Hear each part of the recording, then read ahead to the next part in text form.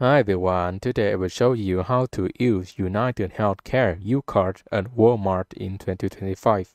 First of all, you need to check your UCard benefit and verify what item your UCard can cover and what items that your UCard can't cover. You can check that on UCard Healthcare online account, like this. You search for Google UCard Healthcare and go to their website. Sign in to their account and checks if your UCard can cover or not. After you check everything is suitable, you go to walmart.com and you need to log in or create an account. It's very easy, so I won't show you how to do that. You go to the account, you click account here. In the home page, you will go to settings.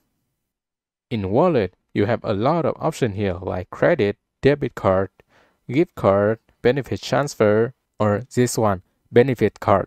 This is what we want. You click here. You will click to benefit card again.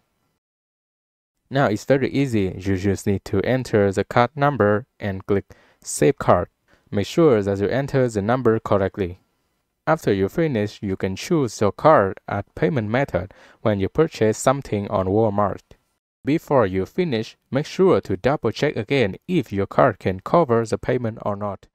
Okay, that's all of my videos. Please give me a subscribe and drop a comment below what topic should I do next. I will see you in my next videos.